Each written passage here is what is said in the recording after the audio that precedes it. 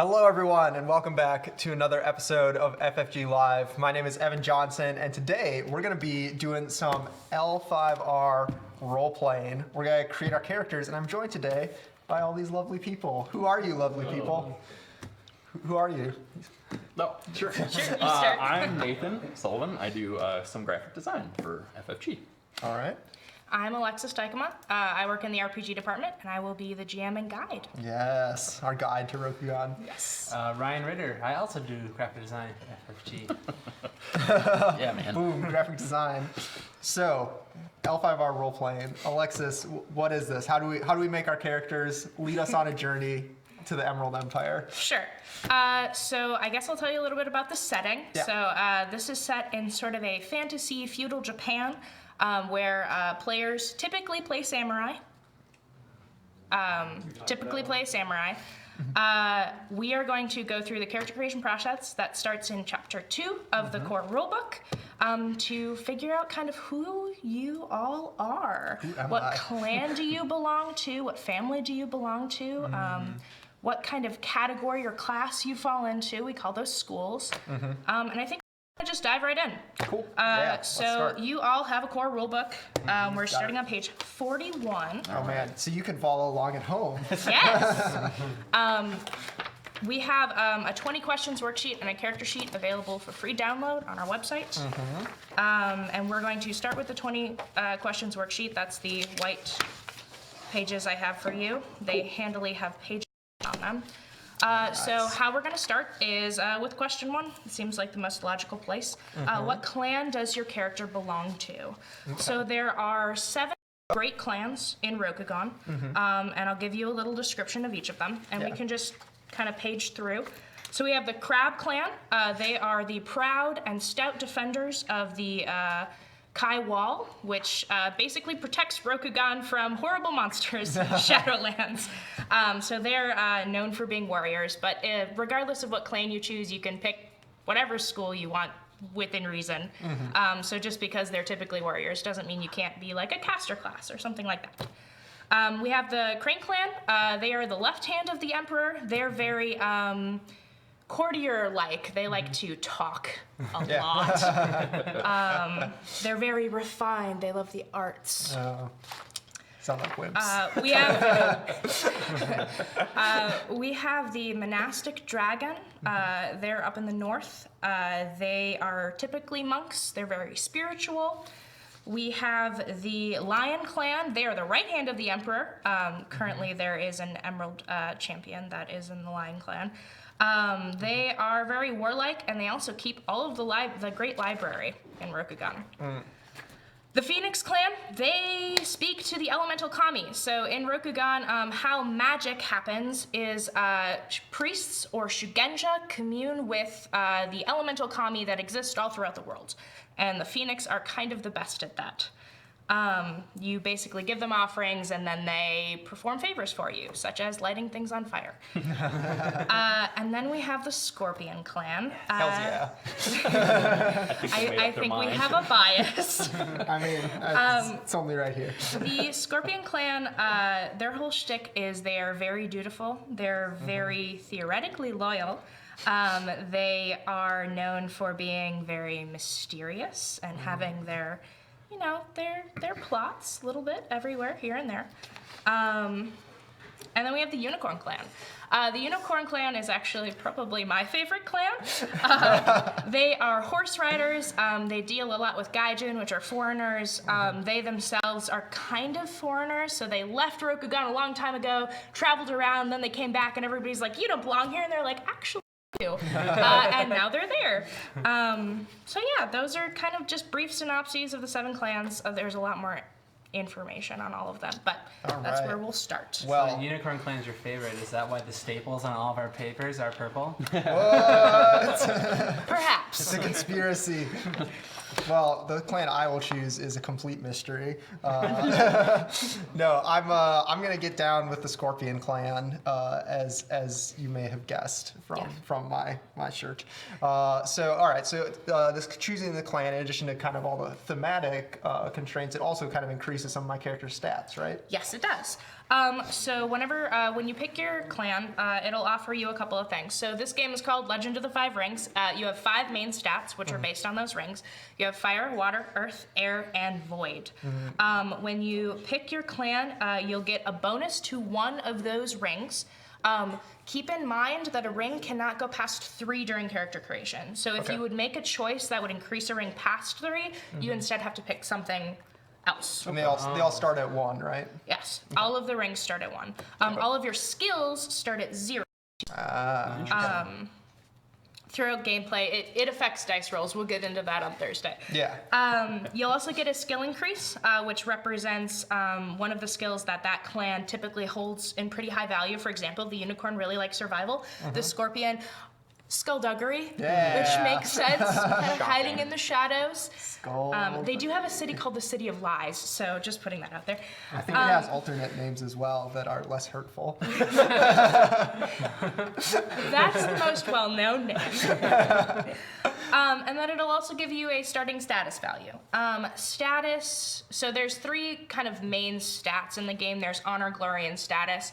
Status represents where you kind of fall on the hierarchy in Rokugan. So for example, the Emperor is 100. And he's the one that is 100. There aren't really anyone else that is. So you're thinking Scorpion. What are you thinking, Ryan? Oh, I am also going full Scorpion. I really like how the Scorpion clan, they're known as like the underhand of the Emperor, and they're willing to do whatever it takes to protect the Empire, which includes making themselves the villains if they have to. Yes, they're the ones. I love that. They're the ones who will like get their hands dirty so that everyone else can stay clean. So that means we each get +1 air, +1 skullduggery, and 35 status. 35 status. We're almost to being Emperor status. We're on our way. But we are higher status than most of the other clans, I can see. At least the couple on this. For A lot of them are example. 30. Yeah. Lion Clan and Crane are also 35. Yes. Sorry, what were you saying, Nate? What clan are you going to play? I, with all of this underhanded, like sneaking around nonsense, I'm going to be the straight talker. I'm going crab. Okay. I'm just going to be the wall of honesty to these shenanigans that are coming up. So they're 30, so you got me beat by 5. And then I've got a earth ring increase and a fitness increase as well. They are very, very stout, and they need to be pretty athletic to fight off the horrible monsters that await in the Shadowlands. Yeah. Really keeping the people safe. Crab is like my second favorite clan, so if there's any favoritism. Anyway. A little spoiler too, I think our characters will get along because my character hates the Shadowlands. All right. So Okay. I'm appreciating you and your... Yeah. There we go. So the 20 questions worksheet that's available on our website has page numbers, and then they also include, I'll just put this here. They include boxes, so you can kind of keep track of your increases as they come up, and then you can take all of this information and then transfer it to a proper character sheet afterwards. It's just to kind of help you walk through the process.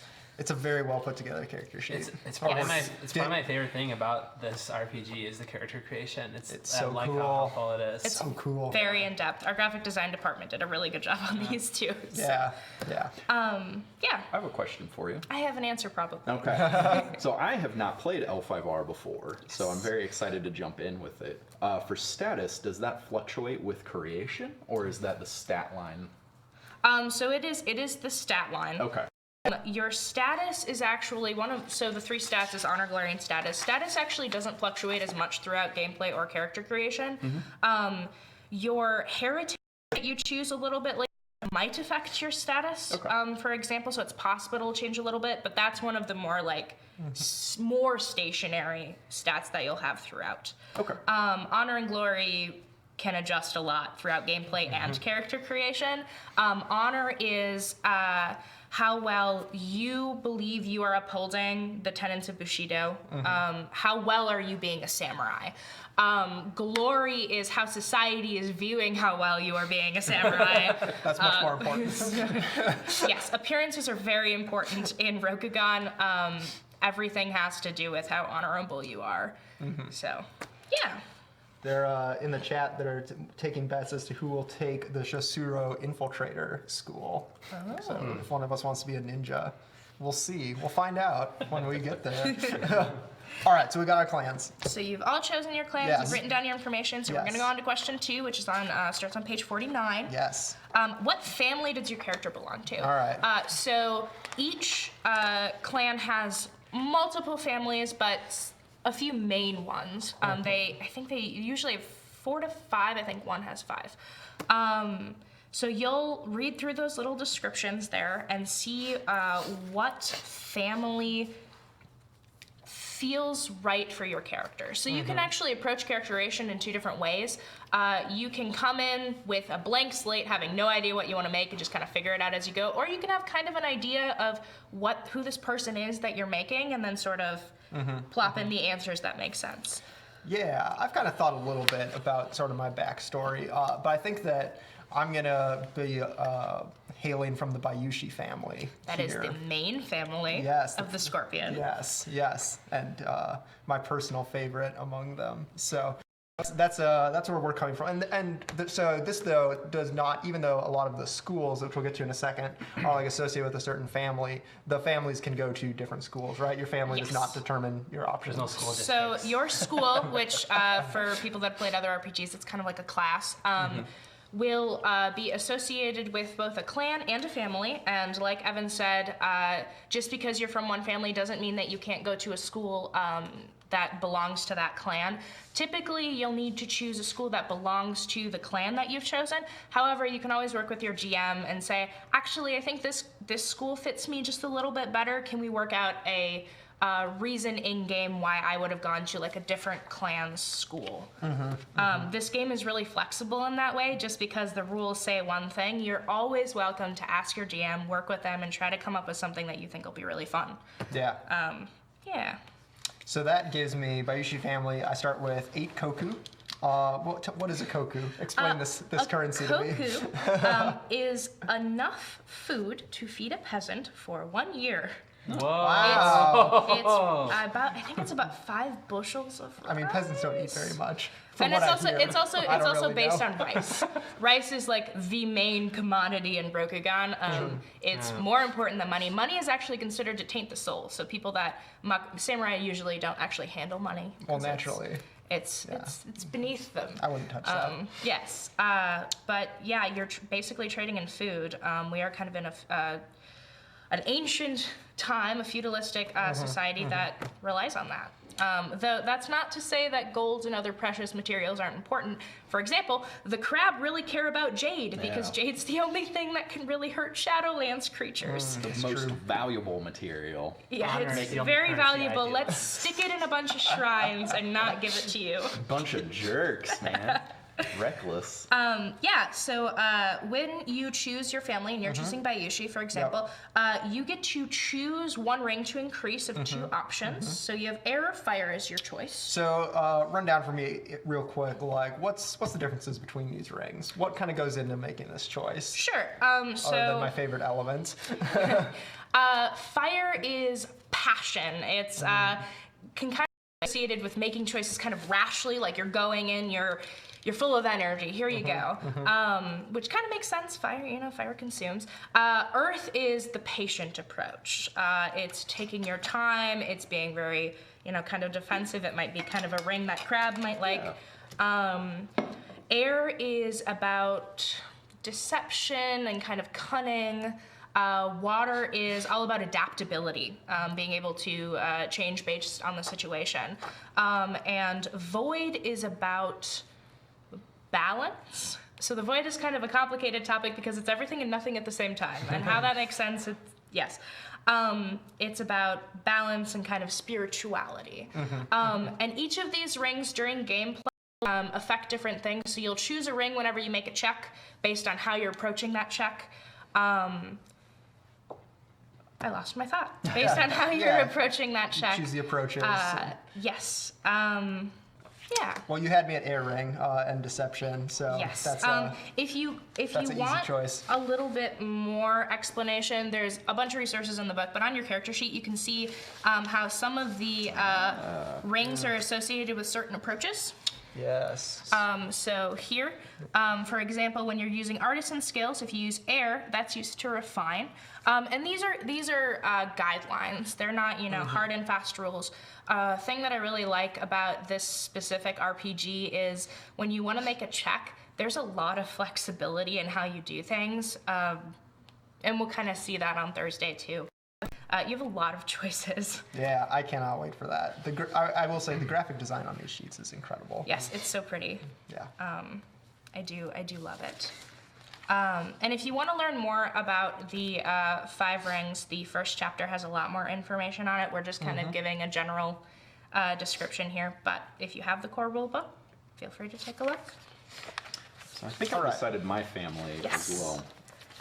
Just based on this very first sentence here, no Shigenja family is more feared in the Empire than the Kuni, who root out any sign of corruption. Sold. Okay. So I'm going in. I'm going to be a hunter of evil. A hunter of evil. Yeah. That is a valiant choice.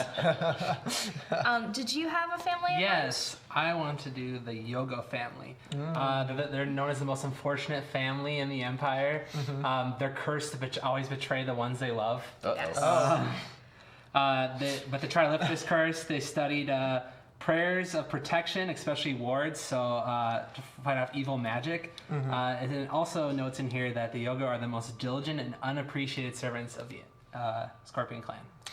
Wow. Yeah. Diligent and unappreciated. So Man. you two will actually get along even better now because you both want to root out horrible things. For I can choose either +1 Earth or +1 Void. I think I'm going to go with Earth. My character's going to be all about standing her ground. And skill increase, I can either do composition or theology. I think you get both, actually. Oh, I get You both. actually get both. I'll take them. You get to choose. You get to choose between 2 ring choices. You'll get access to 2 skills that are specialized for that family. You'll also get your starting glory score. So how society views you is in part based on what family you belong to, and then you get your starting wealth. Which is Koku. There's actually also Bu and Zeni, which are smaller denominations, but we'll deal with Koku. I wouldn't touch that. You're samurai. You deal with Koku. So, all right. So, a question real quick. Sure. A spoiler, perhaps, for this next question. So, you said a ring can't increase past 3 It cannot. at this stage. So, if my school happens to give a ring increase that would take me past 3, do I get that increase to another ring of my choice, or is it just lost? It is another ring of your choice. Oh, sweet. All right, we're good. You won't ever lose any increases. The same doesn't really apply to skills because skills work a little bit differently. But Sure. Yeah. All right, You'll all right. get to choose something else. Okay, cool. We're good. Let's school it up. Past there? Yes. Now we're gonna do go to school. This is one of the longer parts because there are so many schools to choose from, and so cool. if you have supplements, there are even more schools to choose from. We're just Yeah. gonna deal with the core book today, though. Sorry, what is the exact question? The school is, what is your character's school and what roles does that school fall into? Question number 3 on page 56. Oh, snap. All right. So lots and lots of choices here. For the purposes of this, let's stick to schools associated with our clan. Oh. Yeah. Just kidding. Yeah, okay. So I've been thinking of my guy as sort of more of a courtier type, more about talking than perhaps like direct combat and fighting. I've actually never played the L5R RPG system before, so my kind of rule with RPGs is that you never play a magic user your first time playing it. So Well, Evan. I said my rule, not the rule. So I'm gonna go with this Bayushi Manipulator courtier school, and I'm gonna talk circles around people. Tell some lies, hopefully, and Yes. That's what I got. So I'm gonna quick explain the anatomy of a school just for people that haven't played before, and also Nate. Perfect. So here are 2 examples of schools. These are crab schools. You'll have like a brief description, a nice piece of artwork, and then several other components. So you have rings that increase, 2 of them. You have starting skills.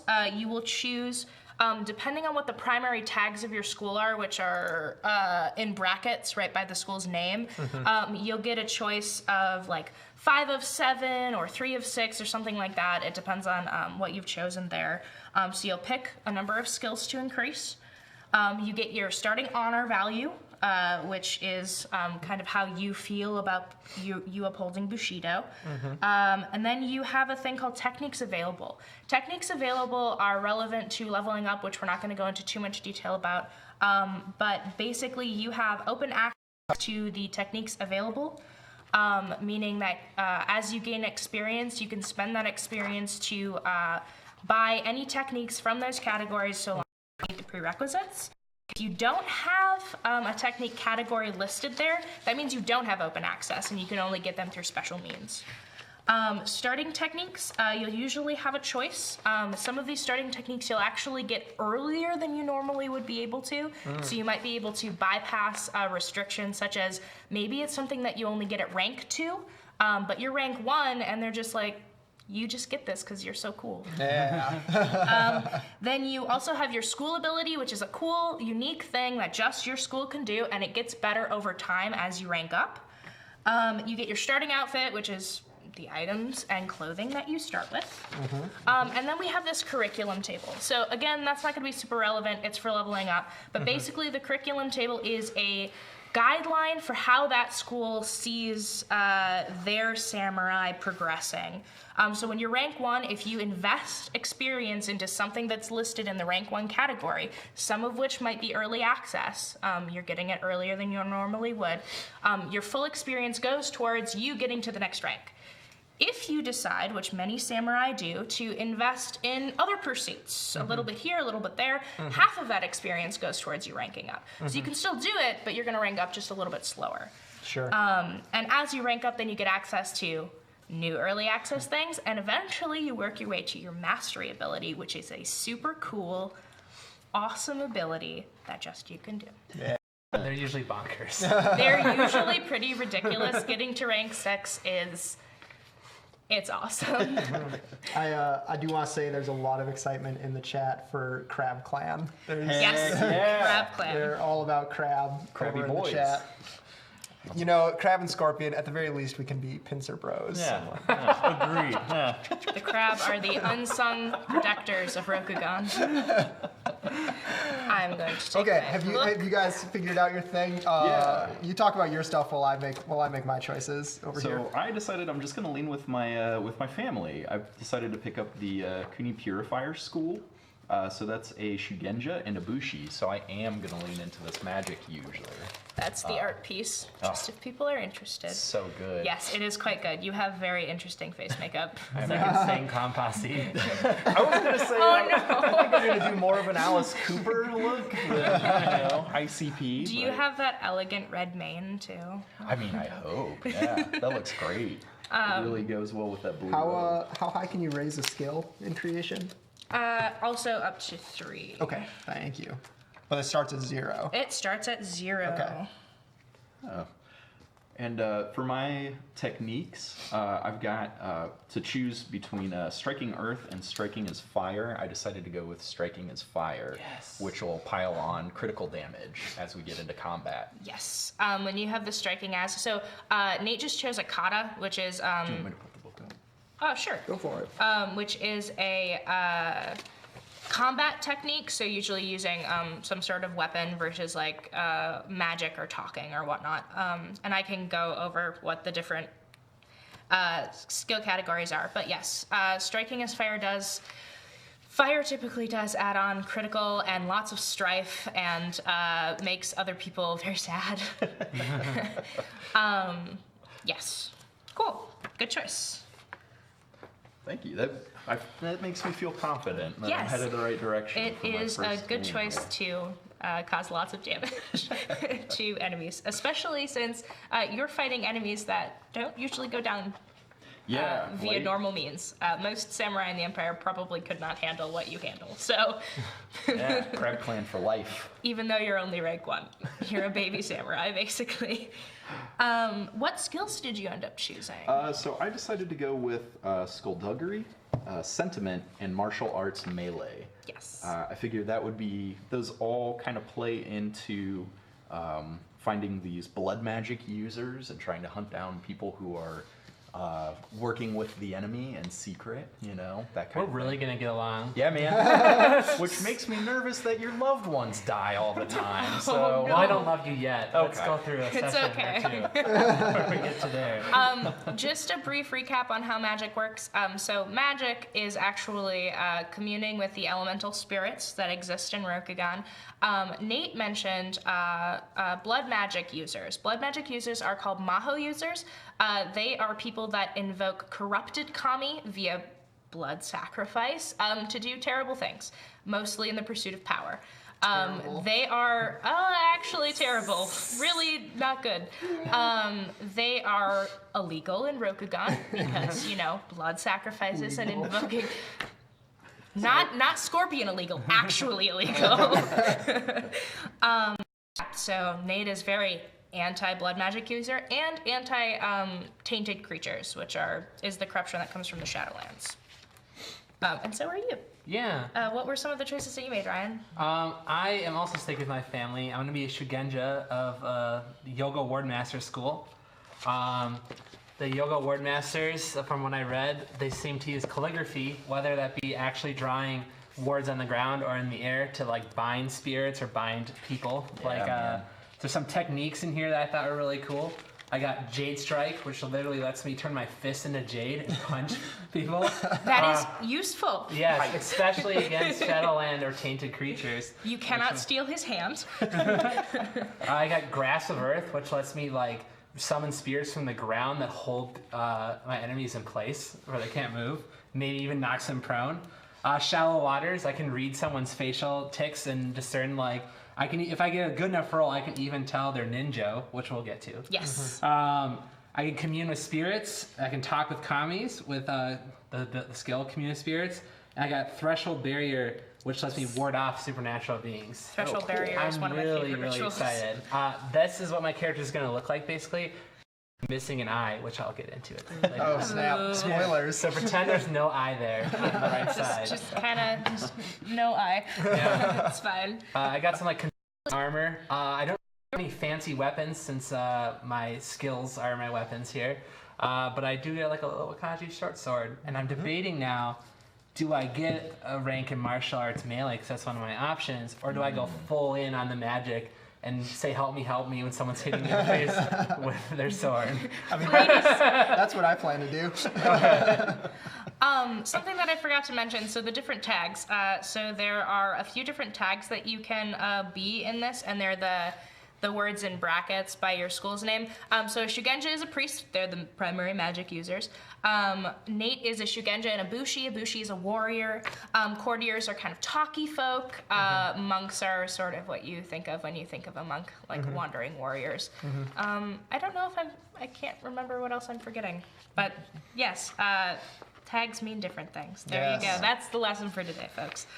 I'm excited to try something new too, since when I've played this before, I played as an old man lion Bushi, which had no magical skills at all. So I really wanted to like step out of my comfort zone and try something here. And someone in my group was a phoenix one before, and they got pretty nasty after a while. It's like, oh, it sounds cool. I'm gonna try that out.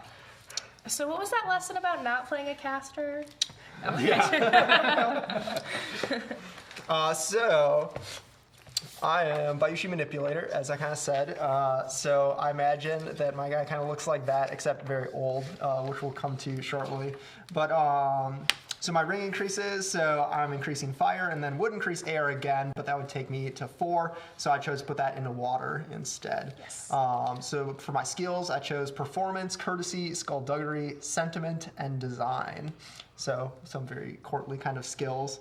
My starting techniques, so I have Lord Bayushi's Whispers, which kind of lets me just like find informants and people who know things, just like out of the ether. I'm like, hey, someone knows something about this, right? Tell me your secrets. Give them to me. That's basically what that ability is. Yes, and then I picked Cadence as well, which is basically lets me kind of secretly communicate or like relay a secret message that kind of belies what I'm outwardly doing. Yes.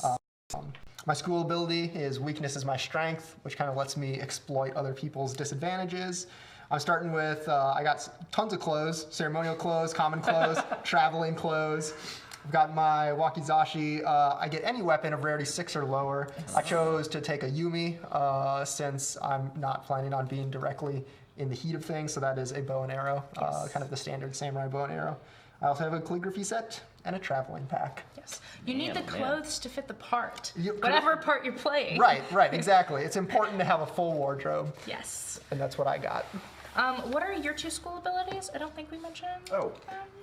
So mine is Gaze into Shadow. Once per round, when you make a check targeting or involving a tainted being, you may choose a number of kept dice up to your school rank, counting the, I guess we'll get into the symbols Yes. later. Set aside each of those dice. You cannot use this ability if you are unsure if a being is tainted or not. Basically, you're really good against people that are tainted. Right. Taint refers to the spiritual corruption that comes out of the Shadowlands, just as like a general thing. So a Maho user might not be tainted, but they probably We could are. tag team it. I could punch them with my jade fist. If it does nothing supernatural to them, we know they're not tainted. Like this. And then what's like? Mystical script, which I think I'll need some help on because I was trying to figure out how to use this. Sure. You can have any number of additional words and prepared invocations, see page 190, up to your school rank, which is currently 1. Decoding or using one of your words requires any other character to make the theology void check with a target number equal to your school rank, which is 1. Yes. Uh-huh. These will all rank up all level up as you rank up. I will explain to you how preparing invocation works a little bit later. Basically, you're storing an invocation to use at a later time, so you don't have to expend resources in that moment. You just kind of have it. It's there. Yeah. And pretty being able to have more of those is really useful. Basically, you have a contingency plan. Cool. I do want to call out quick, Casper K saying in the chat, my favorite use of cadence is to use it offensively, gaslighting the victim and isolating them by making no one around hear what they think they hear. I mean, that's clever, but Sounds no. great. I think Casper may be a supervillain. We're in the same team, right? Yes, Okay. of course.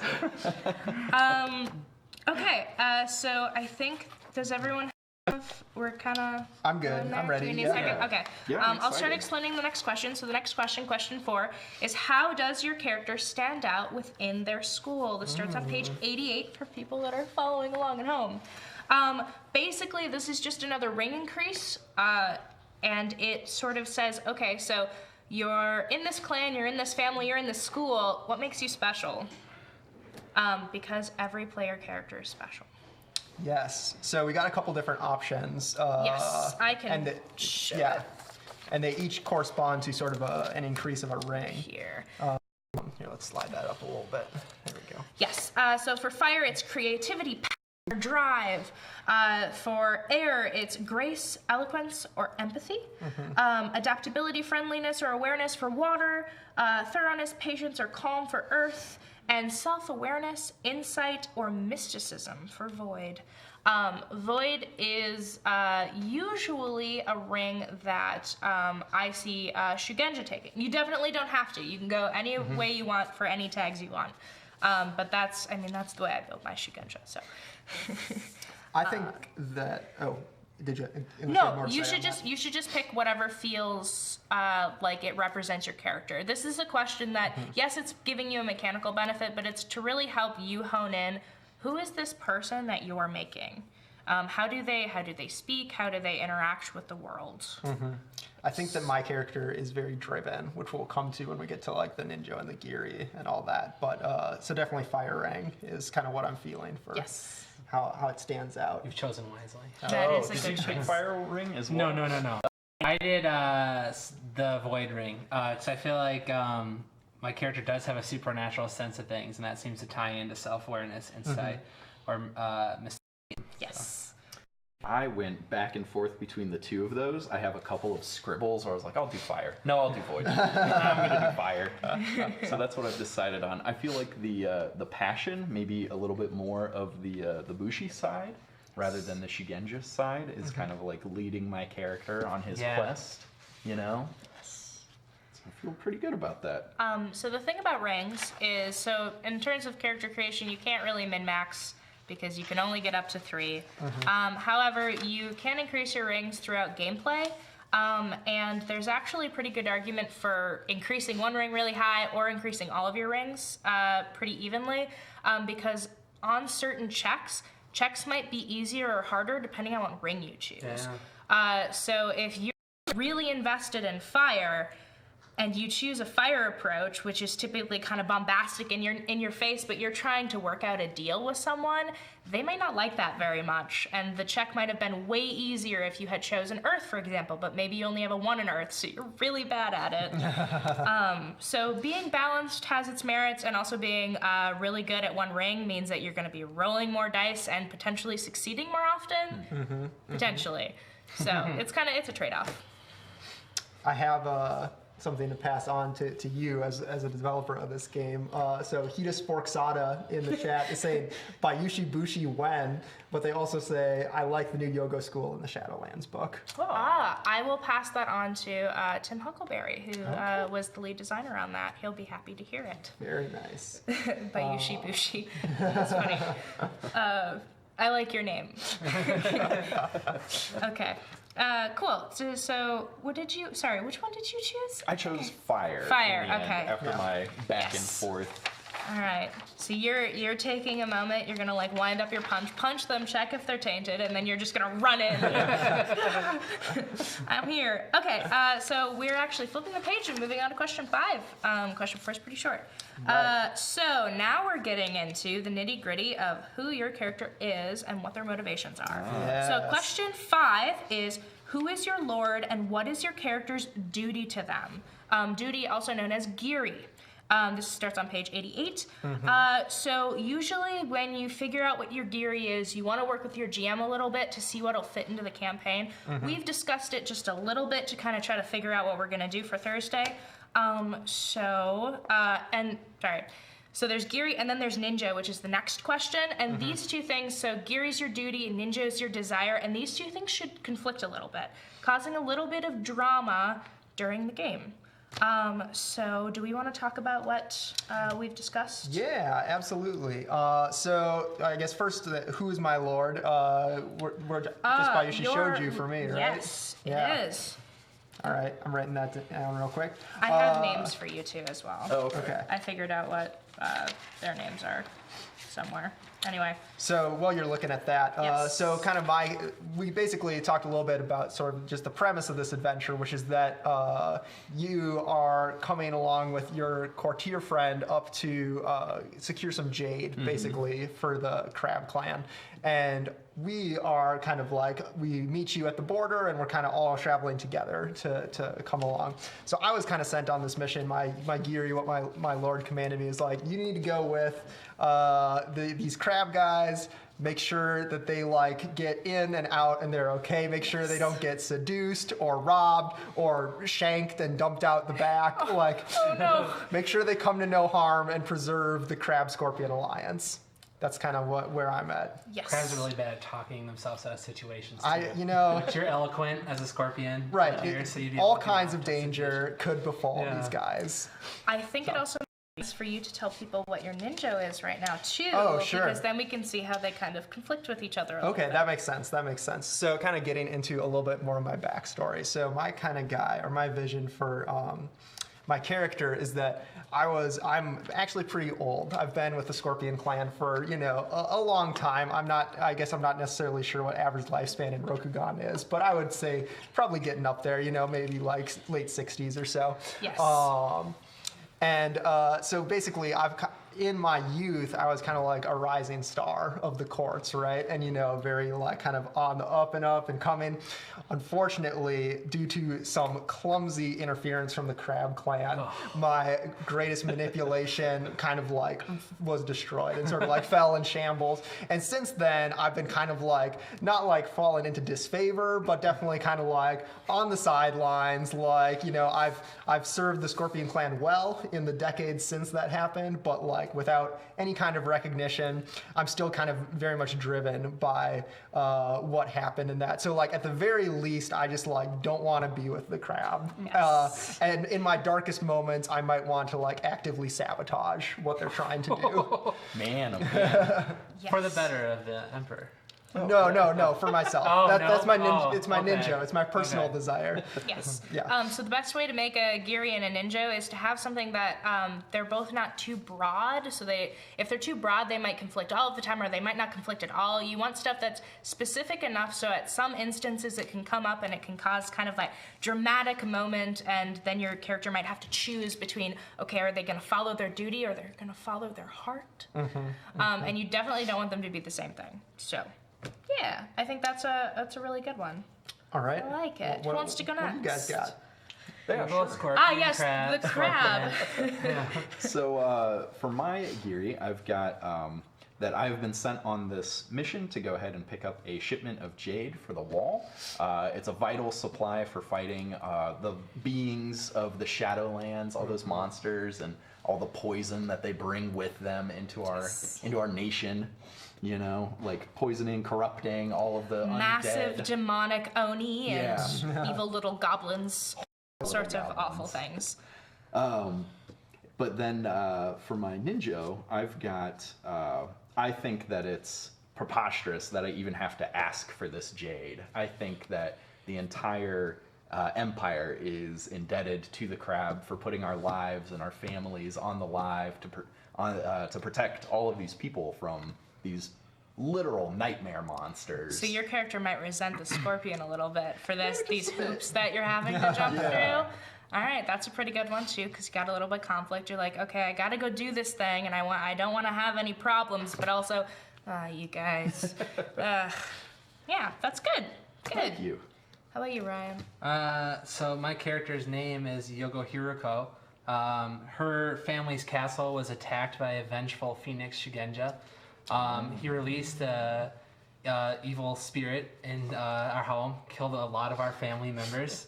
Luckily, I was able to fight him off. I killed him, which caused the creature to the spirit to dispel.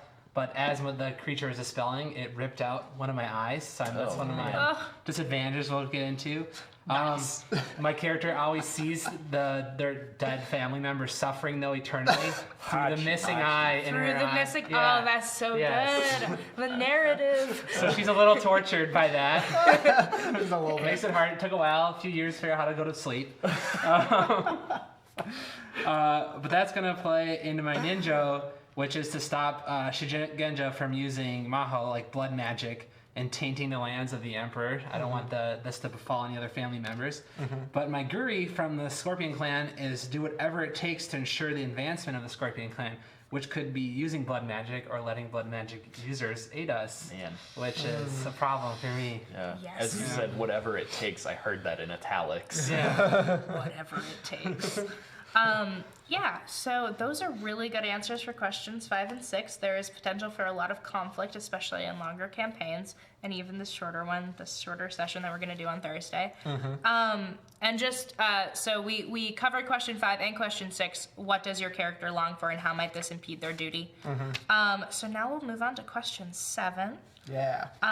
What is your character's relationship with their clan? And this is page 91. I'm going to steal my book back for a moment. I'll go ahead and put mine up there. Alright. Okay. We can share. Yeah. Okay. So for this one, you want to kind of establish, do you follow in your clan's footsteps? Do you care as much about the principles they care about? Or do you kind of diverge from it a little bit? So you have 2 choices for this one. It's a binary. You can choose if your character believes very firmly in what their clan believes in. So, for example, for the Scorpion, that's duty and loyalty. That's their primary tenet of Bushido that they follow. Bushido is the samurai's code in Rokugan. Then you might want to choose that one. If you're just like these, I believe in my clan's goals. I believe in duty and loyalty. If you don't follow all of the precepts and you have some sort of fundamental disagreement with those beliefs, then you'll second option. So the first option gives you more glory because everybody sees you as an upstanding member of the clan. And if you choose the second option, you get a skill. And you need to explain why that skill diverges from kind of the beliefs of your clan. For you, for example, so duty and loyalty for Scorpion, courage is the big one for your clan. And you can find information on this. I think it's page 306. Oh, no, I don't know. For people that are at home, there is a page in the back of the book that describes what the clans care about specifically. I think it's 306, but I'm not sure. Yeah, so you guys can think about that. If you have questions, feel free to ask me. But I'm gonna steal my book back. yeah, you gotta steal your book back. I think that my character is kind of fundamentally like in line with what the Scorpion clan is all about. Like I'm like, yeah, like let's do whatever it takes to you know protect the Emperor and further the goals of the Scorpion clan, and duty and loyalty and the rest are not so important. So that's what I'm going for. So I'm gonna say that I'm gonna take the glory increase here. It's actually page 1 if you want to know more about. 5 pages off. I know. I don't You know. went over, so it doesn't count. I don't know if Price you is guys Right can wrote. see like all the tabs on my book as a developer. There are a lot of them. I didn't have one for that one though, which is my bad. Anyway. So Hiroko has seen someone trying to go for their goals and doing whatever it takes to accomplish that goal, which was wipe out my family. So I think there's a line that shouldn't be crossed. So I'm gonna say my character has a disagreement with the clan's beliefs, but I need to figure out which skill that reasoning would tie into. Yes. So I can look and maybe help you out a little bit. So you don't believe that you should go to any lengths. Yes. Yes.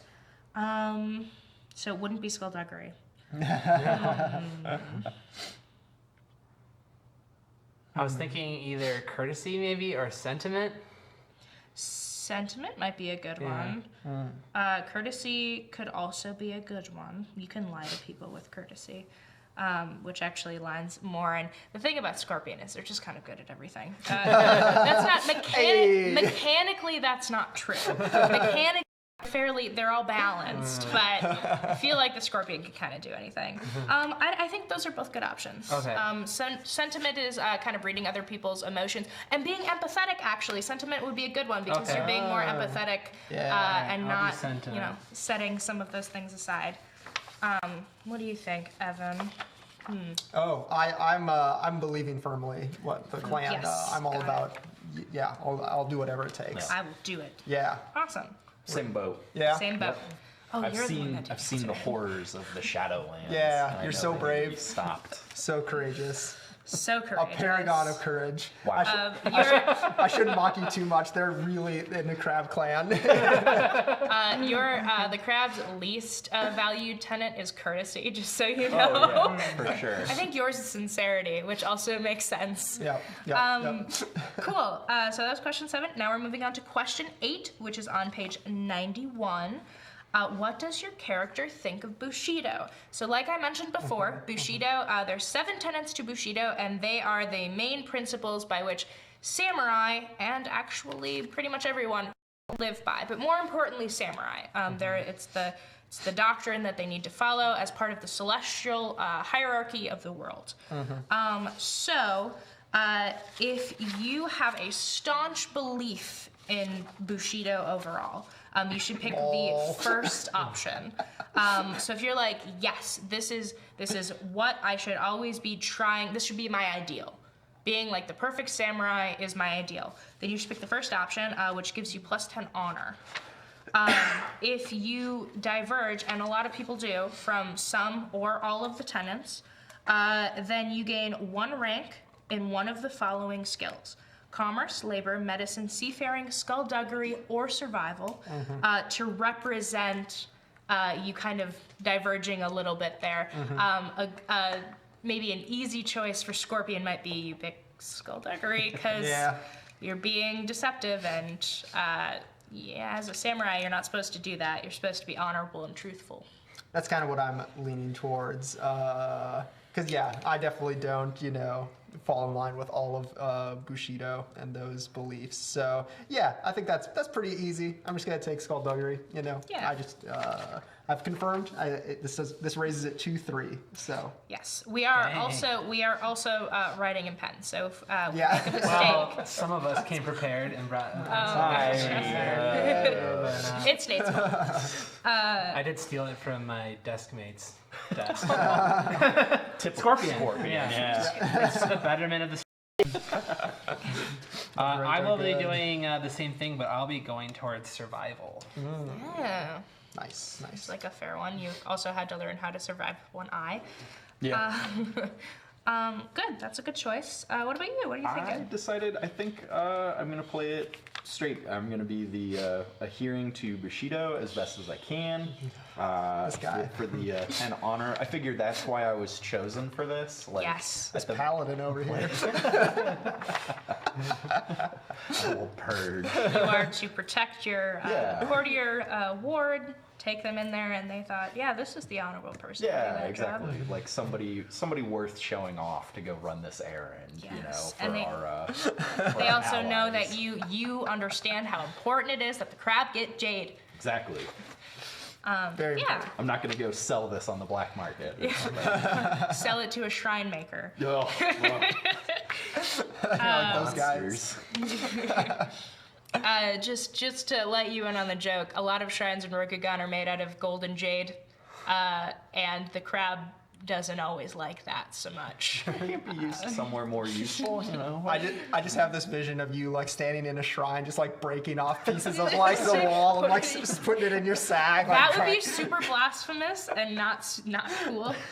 Which brings me to one thing that I did want to say. So when you're playing Legend of the Five Rings, really important to keep in mind is a lot of this is based off of actual real life cultures. So do be sensitive when you're talking about certain aspects, especially the religious aspects. Keep in mind like who you're talking to and also where you are, because it's really cool in modern gaming that we have like Fantasy Flight Game Center and like other places people meet up in coffee shops. Make sure you're being respectful. You know, yeah. Okay, cool. All right. That was my obligatory yes. be nice. Cool. Let's go to Greatest accomplishment, right? yeah. Question Yes. 9. What is your character's greatest accomplishment so far? So the next 4 questions deal with advantages and disadvantages. And we thought about this like a little bit ahead of time because going through advantages and disadvantages, it takes a really long time because you have so many choices, which is an awesome part of the system that I really like. But also, if you only have one book, it can take a little bit. So for your greatest accomplishment, you'll be choosing a distinction. So there, within advantages and disadvantages, there are 4 different categories. There are distinctions, which are things that make you stand out. There are passions, which is something, it makes sense, your character is passionate about. It brings them peace. There are adversities, which is what it sounds like. It's something that causes your character hardship. And then there are anxieties, something that your character worries about, and when it comes up, it can cause problems. So we'll start with distinction. Did you guys have any thoughts? Yeah. Yeah. I did Indomitable Will as my advantage. You can always choose to stand your ground even when faced with untenable odds, supernatural terrors, or sorcerer's powers that bend the minds of lesser soul. When I perform a check to keep my cool, such as, for an example given here, Command Earth or Meditation Earth, you may re-roll up to 2 dice. I like to think this is my yoga instructor right there. Very zen. Yeah. Yes, all of the distinctions give you the ability. So they give you some narrative abilities, such as always being able to stand around, and then they also, in certain circumstances, allow you to re-roll dice once you've rolled dice. And we'll go over the dice steps on Thursday. But that can be very useful, especially when the check is really important. Cool. Yeah, I think that based on what you've said about your character, that's a perfect choice for a distinction. So for myself, so I think that kind of being, an elderly gentleman, as we talked about, the seasoned advantage makes a lot of Yes. sense for me. So basically, this is like you're older and more worldly than many of your fellows and have learned a few things along the way. But you do not start with additional experience. Your experience expenditures might reflect revealing aspects of yourself that you held back to avoid overshadowing your younger companions. So this is kind of like the narrative explanation for like why I'm at the same level as like these guys who Yeah. are 18 or something and I'm like 60. I've met members of many cultures and organizations. I know how to properly behave in almost any city in Rokugan. I also know many other older people. The number and variety of your acquaintances often surprises your younger companions. Also, this is great. When I'm performing a check for which my hard-earned wisdom is an advantage, such as a courtesy void check to impart wisdom to an impetuous comrade, I love that. I can re-roll some dice. Yes. So, Lore fact for you. In Rokugan, there is a coming-of-age ceremony called a Genpuku. It usually happens between the age of 10 to 14. 12 is usually the age that you do it. And it varies from clan to clan. And then once you do that, you are considered an adult. And you can go about performing duties for your clan. Though, if your clan or if your family is smart, which most of them are, they're not going to have a 12-year-old go fight a Shadowlands creature unless you're Crab. You've been training for it for 7 years already or something like that. Yeah, okay. I think that is a good choice. That makes sense and also has some very fun role-playing possibilities. yeah, I guess, how that sort of ties into my greatest accomplishment. I guess, Yes. so my greatest accomplishment, being a character who's kind of been, sidelined, pretty early on, my greatest accomplishment is probably just, continuing to serve the Scorpion for decades, without any kind of, affirmation or recognition. Past retirement age. Yeah, Past retirement yes, age. exactly. Just keep going on that route, and sort of holding the course in that way. Usually people at your age would be expected to become monks and go live in the mountains somewhere. Right. No, that's not me yet. And not me. They keep trying. They're just like, hey, that monastery. There's bingo there. Yeah, there's bingo. Yep. People of your That- age. You'll love it. It will be great. So I think for my advantage, I'm gonna go with keen hearing, which is an air trait. The way I figure that will play into my character is it notes in the rulebook specifically the ability for eavesdropping and noticing things that others may not, even in darkness and things like that. So I figure for someone who has had experience hunting down these blood magic users, and trying to find the enemy within, that this would be a skill that you start to kind of train yourself on and learn a little bit to catch what others think you wouldn't be aware of. Maybe I was one of those 13-year-olds sent out yeah, you'll be fine. Go ahead. I mean, for the Crab, they do stuff like that. I mean, maybe by yourself. Sure. But yeah. You went off by yourself from you went out with a group and you're like, I got this. But particularly the note on you benefit better because when it's dark you can still hear things. That's useful in the Shadowlands because it's kind of a bleak and dreary place that shifts before your eyes and is awful. And that is awful. That is awful. Yes. Okay. Cool. Those are really good distinctions. Let's move on to question 10. What holds your character back most in life? Yes. So this is selecting the adversity, and I think you already have yours. Yes. Yeah. So I chose 2. I Oh. want an uphill battle here. So disadvantage number 1, I am missing my eye. That's a fair one to select since that is true. Yes. I've lost some 117, Nate. Okay. lost some depth perception. It's I don't have my peripherals. Looking out over horizons is going to be a little harder for me. My other one is haunted.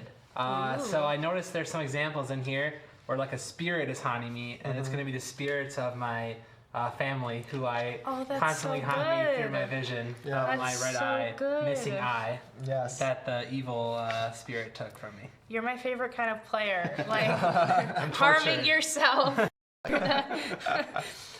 Do you wear an eye patch, or you just have like a pit, I wear an eye patch because or like I guess a mask of some kind, probably as a scorpion? Yes, that covers scorpions your- typically wear half masks, full masks, variety of masks. You could get like a Phantom of the Opera mask that like is kind of like it's just like a it's like a blank It sheet. could be like shaped like a scorpion where the tail wraps around and covers my eye. Oh, that's that's cool. like Gotta have it. style. So I'm hoping in our check sometimes it looks like the spirits can mess with my mind while we're playing. So, Oh, they definitely will. Cool. All right. So for me, for adversity, being old is, kind of like sort of what we're looking at. There's an adversity called fractured spine that. So, Oh, no. so not a literally like my spine has been broken, but I'm kind of taking this as the effects. Really, it's like.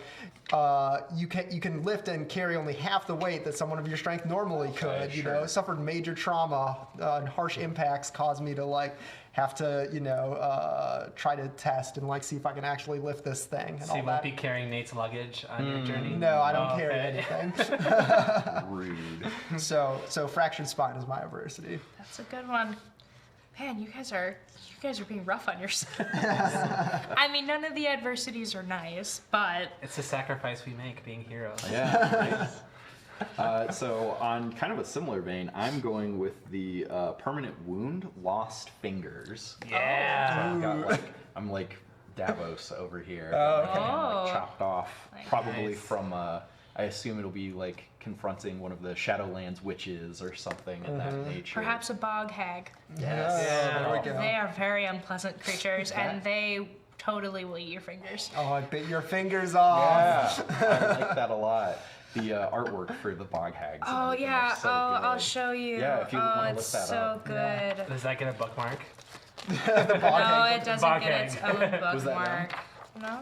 Yes. There we go. I was thinking it was on the top of the page. In the chat, they're saying that I'm not fit for the wall. that is true. I want no part of the wall. They're down here. They're really gross. I probably should have given a warning because this Yeah. is gross. But, Oh like- gosh, the children. Oh no. Oh, Love it. gross. They're so spooky. They are super spooky. They don't like reptiles. No, Or they love they them. don't. I mean, I would turn a lizard in half and. Well, they're Seems just like a they, sign of they, Oh, there's an arm hanging out of the Yeah. pot. It's very Arkham. They eat that people. artwork. Oh, it's great. Yeah, so that they made a little snack out of my fingers, and they wanted to make a snack out of you, but then you got away. but I put them down. Yeah, or I was probably saved. Maybe it was just So you're one. saying you lost your fingers and ran away? Does that make them chicken fingers? Oh no. All right. Boo. Boo. Everyone in chat, please boo. Wow, Derek is like busting up over there. That was a Derek joke. We live for the puns. All right. Okay. Cool. Yeah, you all have lost things, many Yeah. things. Mm-hmm. So now we're going to go on to question 11. What activity most makes your character feel at peace? This is the passion question. Something that I really like about the supplements, and I know it feels like I'm pushing the supplements, but I am because it's super cool, is there are usually more advantages and disadvantages, and specifically like Emerald Empire has some, you can have a little animal pet in that one. Oh, that's cool. Just letting you know. It's like my favorite thing ever. My favorite thing about these books is they don't only like give more to the players, they give like a ton more information to the GM. Like they're huge into make crafting like original stories and stuff. Yes. Yeah. So we have, I'll just explain what's in here while you guys are looking at passions and stuff. So we have the beginner game, which is a great place to start. You just need the beginner game to get started. You don't have to have the core book or anything, so you can get kind of a taste for the system before you jump in. We have Emerald Empire, which is kind of like our big lore book. Oh yes, I should probably put it there. It's our big lore book. It also lets you play Imperial families, Nice. which is a cool addition. It has the best cover art. It does have really good cover art, right? Beautiful. And then we have Shadowlands. Yes. I mean, no. Which this supplement dives into both the Shadowlands and the Crab family because they're very closely tied to the Shadowlands. And for GMs, there is Oni generation. You can make monsters with this book. It's super cool. And there was also an adventure that launched with this, right? We don't have it here on the table. Yes, it is called Mask of the Oni. I actually worked on that one. Nice. Yeah. And then past these, we've announced Courts of Stone. Yes. And Winter's Embrace is that adventure. So each of the smaller supplements come with it's like $20 adventure that has like tokens and a big map, and it's just kind of a compact thing that you can just kind of throw your players in. Yeah. The Super cool. GM screen, which I actually have too, which Oh, is snap. so love this pretty. screen. I'm going to show you guys. You can kind of sort of. I don't know. Yeah. Here, Or I'll just stand around. if you hold it up like this, it can probably. There we go. Oh, okay. So this is the GM screen. It has a this is ton of Shadowlands. stuff on the other side. It is, I think almost, it's not necessary. You don't have to get it, but it's so useful. Yeah. It has so much stuff on it because the core book has so much information, and I think they did a job putting this together. It sets the mood of the table, too. Yeah, It does, and it's love that also, art. it's 4 panels, guys. It's great. Anyway. So good. Does that come with an adventure, too? Yes, it does. Yeah. And if you get the GM screen, that adventure actually ties into the adventure that goes with Mask of the Oni. You don't have to tie it in, but they can. I didn't even know that. That's actually. cool. Yeah. It's only for the true fans. Yeah, we're coming out with lots of stuff. Yeah, Winter's Embrace and Courts of Stone, also super cool if you want to deal with the Winter Court and the Crane Clan. That's your jam. Yeah. All right. Well, I think I know what my passion is at this Yes. point. So as an old person and perhaps cribbing a little bit from my own grandfather, I'm taking provocation as my passion. You know, just kind of like sort of like poking at younger people and being like, let's Shouting see, at like clouds. what's gonna make you like you know, out or something like that. So I can always identify a point of sensitivity that I can push upon another person, although not whether they'll take it as a slightly aggressive banter or as a grave insult. And then after performing a check to get a rise out of someone, then I can remove strife. So basically I make myself feel better by like prodding at people. So that brings up, what is strife? So you have several different like statistical values that'll be on the character sheet. One of which is composure. It's basically how well are you holding on the mask of the samurai. So all samurai are expected to have kind of a certain amount of, you know, sereneness, or kind of like you're not showing your emotions. That's considered pretty not okay. You get strife when you feel things. They're not necessarily bad things. When you feel anything that starts to crack that mask, you gain strife. And one of the good ways to get rid of that is to use your passion. If you get strife that reaches your composure level, then it makes making checks really hard. You might have to unmask, which is usually some sort of outburst or other embarrassing thing that you do, which is always your choice to do. But again, it makes checks really hard if you choose not to. My favorite one so far was the Scorpion in the beginner game. His is like he can't help himself and starts giggling. Oh, I uncontrollably. love, yeah, Kyo is so funny. I played him when I played the beginner game. They're great. They're great. Yes, cool. So yeah. I Provocation. am going love it. for brushwork air for mine. So I draw words when I use my magic, but I also like to do calligraphy on my free time. So I can identify signature styles of numerous different schools and individual artists. Cite a passage from the Tao or Akoto's leadership that is applicable to your situation. Remove 3 strife. So one of these, like, hang in there. Like, there was one time, you're like, once beyond the wall, we were out normal. There were 40 goblins and we killed them all. We can get through this. Yeah, something like that. That is great. I love that passion because it really encourages you to role play. Yeah. I'm excited. I love stuff like that. And that's what this character creation process is about. I know it takes a little bit of time, and there are 20 questions, but it really helps you figure out who your character is. Is our stream still good, Derek? It was off for a second. Okay. Give me 1 second. Some people are just commenting that it may have ended. Okay, looks like it's back. All right, can you all hear us? Is this appearing? Hi. Please comment in the comments. All right, I see Hita Spork Sauce say it's back now. Oh, good. Okay, Okay. apologize for that blip. All right. What is, okay, say their last name again, Spork. Sporksada. Hita Sporksada. Sporksada. It makes me happy. Okay. Yes, we redacted the stream to hide Scorpion secrets. What was the Yes, last, that's what what was the last question you guys heard? I think Were it's we only still down on for passions? about 20 seconds. Oh, okay. okay. All right. All right.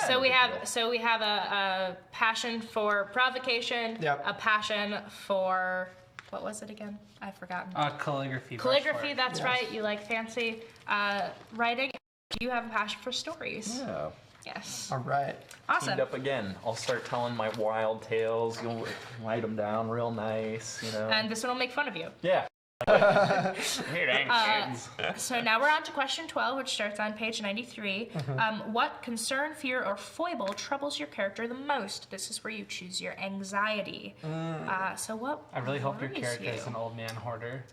His materialism. That's one of the things. Just like, got all my stuff here. My My stuff my respects tchotchkes. me. Yeah.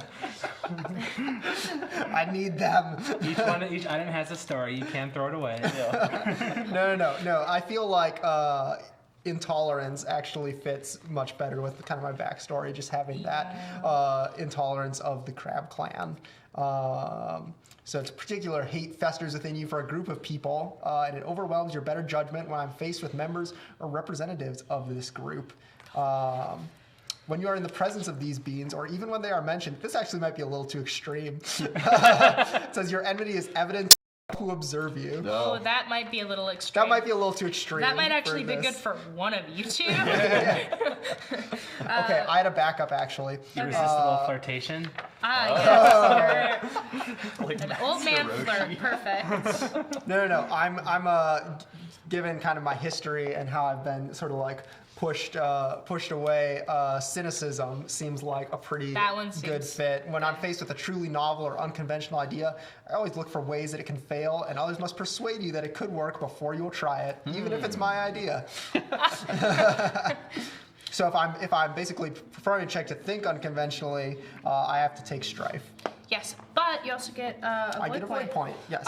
Void points are super cool. It's another mechanical thing, but they have two major benefits. One, they can let you roll and keep an additional die, which can be really important when you really want to make that moment matter, and it also can save you from dying, which we can get into later. But We're not gonna die. You're rank 1. It's possible. I mean, I won't actively kill you, but you might end up killing yourselves. Hey. Okay, cool. How about... I would like to throw this out there. I'm torn between two. I feel like cynicism would work well, just Yeah. that like, yeah, no, of course your fancy silverware is more important for Jade. No, we don't need that to purge the literal evil Jade at the door. chopsticks. Isn't this no. the guy that defaces statues and takes the jade off of them? Or the other one, maybe impatience. Also, like I feel that feels very crab to me. Just like, why are I we wasting time? I think I would vote for impatience because he took cynicism. I Sure. did. Did you? So Okay. impatience Yes. might be a little bit better. No, it's all right. Yeah, you no. were choosing, so no worries. I was deep in the lore. I also feel like that fits in particularly with the adventure we're doing because you're just trying to get in, get your stuff, and go home and fight some monsters. Yeah. That's just you're trying to. Sold. Why is everyone trying to impede your duty all the time? How about you, Ryan? I'm torn between two, and I'm hoping chat can help me out here. There's Superstition Void as one of my options. When I'm faced with signs of supernatural, I become visibly agitated. And also, whenever I'm checking, like to determine what a spirit is, I take stress and a void point, so I kind of have some like anxiety over after my situation. Sure. And the other one I was thinking about doing is Fear of Death. The spirits, which I don't know are my family, or this evil spirit's talking to me through my eye. I feel like that's what I have waiting for me once I die. So I'm also thinking about my snap. character's afraid of death. Those are And both I can't pretty good. decide between fear of death or superstition. All right, vote in the chat. What does our It'll- Heta Spork? It, What does our Heta Spork say? it'll take a second because there's a little bit of a delay between us in real life and, I like and both them of watching those, it. though. Yeah. I think you My got a good vote's for the pick. second one, but that's The just. fear of death? Fear of Death sounds Yeah. pretty I good. think that to one's me. super cool, but we should I don't know. because we asked chat to vote. Yeah, I like Yes. paranoia a lot, especially like. I feel like, already the unsure superstition's and like every time I haunted. see a spirit, it's like, Yeah. like flashbacks. I will have fun with both. So Casper saying fear of death. Yeah. All right. There's Casper the ghost. It's spelled different. Alright. Fear of death is what I am going to do. oh no, our friendly ghost. Oh, or and is our or Heta- is it close? no. More people saying Fear of Death. Casper also says why not both. Oh. Can you do that? Do the rules allow that? Oh, man, man, you're I really don't going in hard remember. on yourself here. I don't know if you want to do You that. already I took can't 2 remember what adversities. the. Yeah. Yeah, But- let's just do one. Okay, we'll let's do just fear do of death. one. You already have 2 adversities. You're gonna have a rough time. Void points can help you though. Like, for Yeah. example, my previous character had battle trauma. I would get strife, but I would go and get a void point going into combat to Remember. overcome my adversity. Oh. So like there's advantages to having too, but I'll stick with fear of death. Thank you, Casper. All right. Yeah, I can't remember if there is actually a. I don't think there's a cap, but You could do some fun story things too and gain them during a Disadvantages. story too, right? yes, Yeah. during the campaign you can definitely gain all 4 types of advantages and disadvantages. As long as it makes narrative sense and you and your GM, are on the same wavelength there. It shouldn't be given to you as a punishment. So the big thing about this system is the GM isn't like the way that the dice work, they're not supposed to they're not punishing you. You're always making choices. Like I can't be like, oh, you did that, lose 5 points of glory because I didn't like that. That's not how it works. It's always phrased like, if you choose to do that thing, then you will lose glory. But then you get to choose, okay, am I actually doing that thing? Because it's also expected that like as samurai, you would know most of the time if your decision is going to impact your honor and glory and that kind of thing. But okay, cool. What was yours again? I forgot. Oh, you're impatient. You're impatient. That's Yes. right. Cool. Question 13. Who has your character learned the most from during their life? This is page 93. So for this one, you need to pick someone that you know, some sort of connection that you have with another person, or I guess theoretically it could be a spirit too, something like that. I'm thinking mine is actually the spirit. My spirit actually has bad relationships with other spirits, so it does actually give me advice in combating them sometimes. man. But that can also be a disadvantage. But I don't ever know if it's telling the truth or not. I can't wait for the Ritter spin-off. Like, this is great. Oh, I hope my spirit has a really creepy voice. That actually can fit into you taking that additional disadvantage, because if you take the second option, you get a disadvantage. Okay, I'm gonna do that. Yeah. So the other disadvantage we're thinking about doing was The paranoia? Paranoia. paranoia, Right. Or superstition. Superstition. Yeah. Okay, I'm gonna do that. You also get 1 rank in a skill that's related to that relationship. So like theology might make sense, just because that's spirits and religion and whatnot. What do you two think? I'm gonna say that. All right, so my theory, and I'm just kind of spinning this out of wool here as I go, but that's what we're doing. Yes. So I'm thinking, all right, so I was kind of on the sidelines of the courts for like a long time, right? And there was another person in the courts who she was kind of like the only one who would like ever like come over and like engage with me. And like she was, in much higher favor, and she would like go off and like do other things.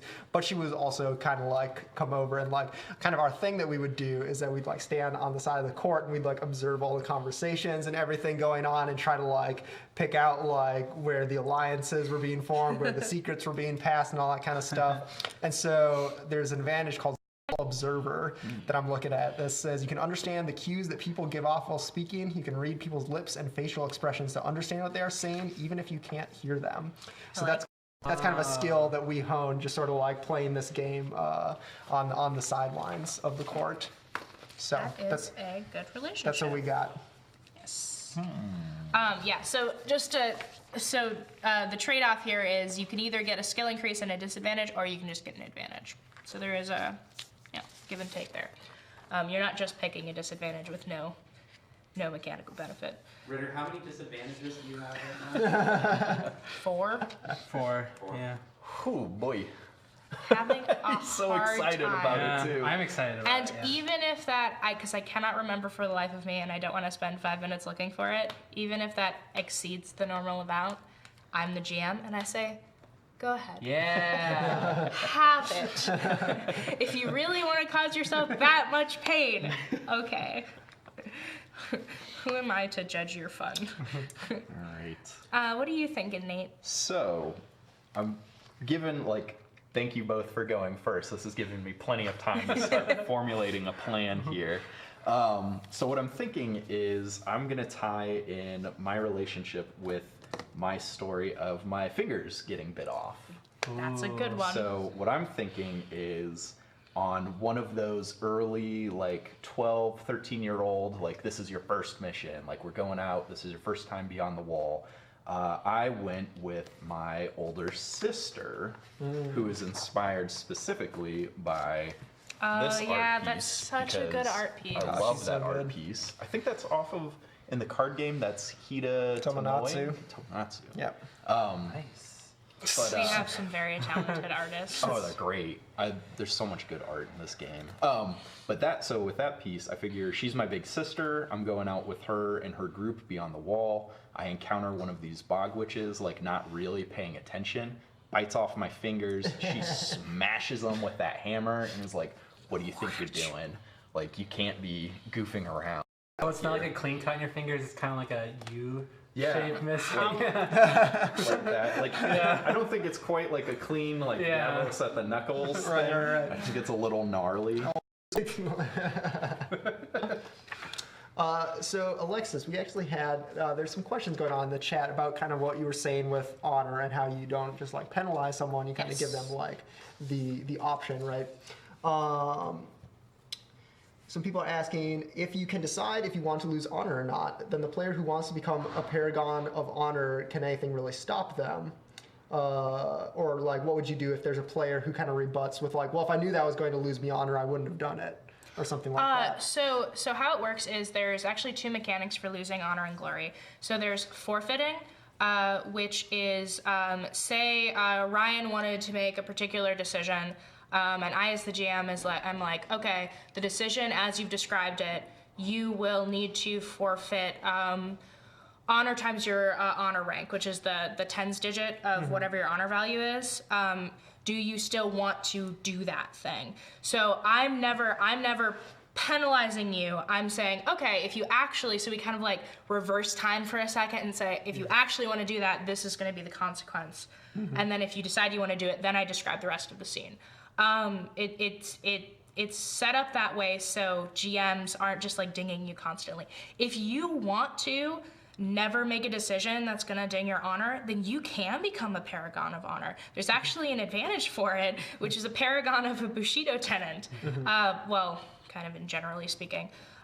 Then there's also staking values. So you can stake honor and glory. So for example, say you wanted to duel somebody, Ryan, and I'm like, all right, you can duel that person, but you are going to need to stake honor times your honor rank times 2. And in that case, you don't just automatically lose it if you make the decision. You lose it if you fail. The system is supposed to be designed, and I think it is designed fairly well, to be a collaborative storytelling experience rather than like GM versus players. We're all telling a story together. I'm just playing all of the other characters, and it's not my goal to penalize you at every turn. I want to give you hard challenges, I want to create drama, but I want to create that drama mainly due to like your Giri and Ninja colliding here, and you've made those decisions. And some GMs and players might want to do it a little differently, and that's fine. You sit down with your table and you figure out how you want to do it, but that's sort of how the system is set up.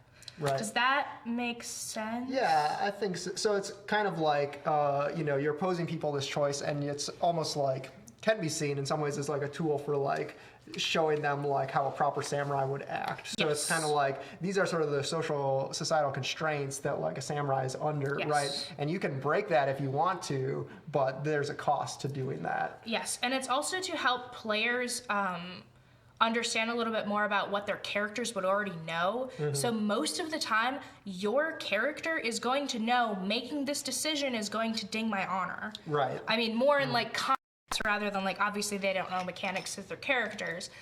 So then I'm being like, okay, your character knows if you make this decision, it's going to have some effect on you. Do you still want to make that decision? Yeah, it's all about choices. Awesome. I think that answers most of the questions. If there are more questions, I'll see them and we can bring those up. But all right, let's keep rolling. What else do we got?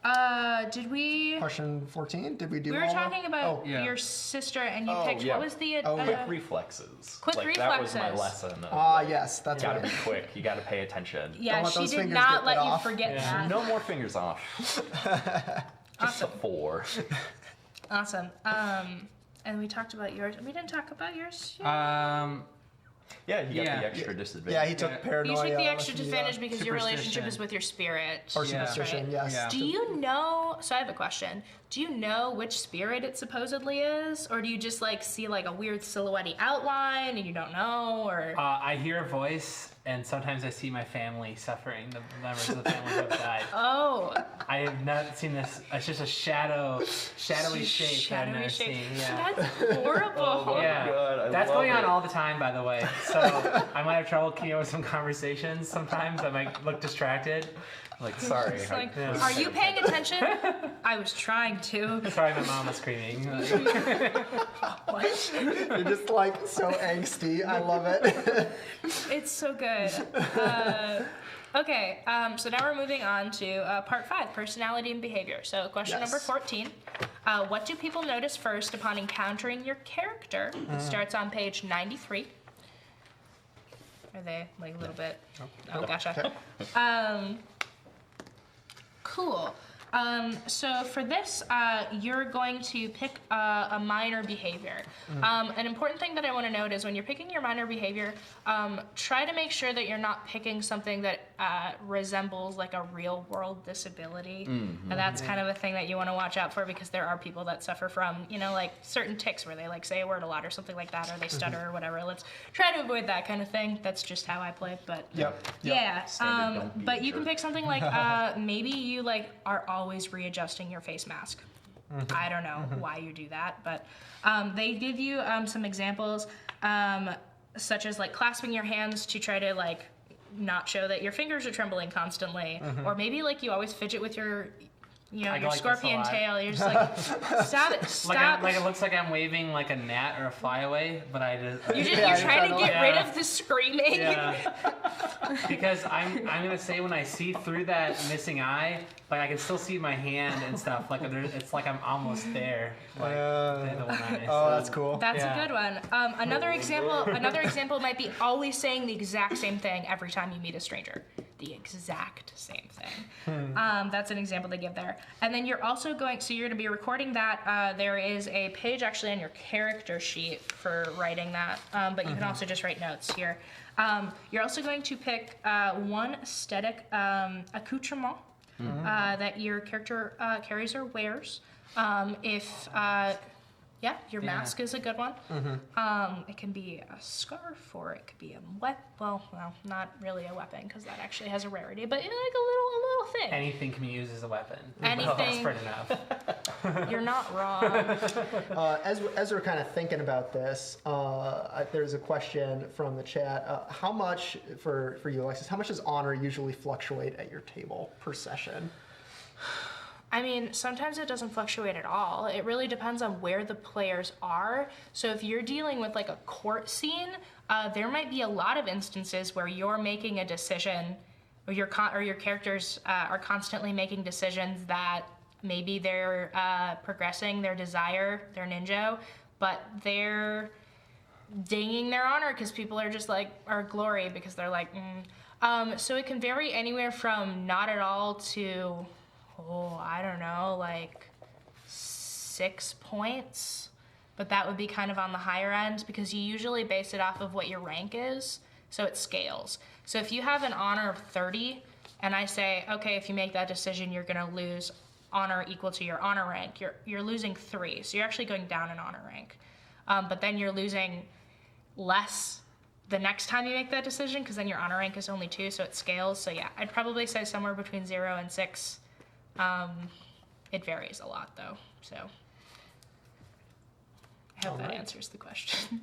I think my personal thing that people notice to me is I often have a mask that covers my missing eye, which some people might not know it's missing. They might just think it's odd that I'm covering part of my face.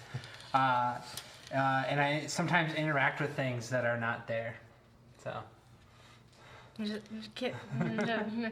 You're just like cleaning, like, that's screaming. Mom, please stop. Like, get it, you're dying. I understand. You've been dead for like, what, 3 years? Leave it, just stop. I guess I do also talk with the spirit sometimes too, so. Yes, that would definitely be a quirk, which is you are talking to something that Myself. somebody else can't see. Yeah. But the thing is about Rokugan is almost everybody knows that kami exists. Yeah. So it would be weird if you were in the middle of a conversation with someone and then you would start to refer to somebody else. But overall, it might not be super weird. It depends on who you're around. So. Can we say sometimes too that my two visions cross a little bit sometimes in the middle?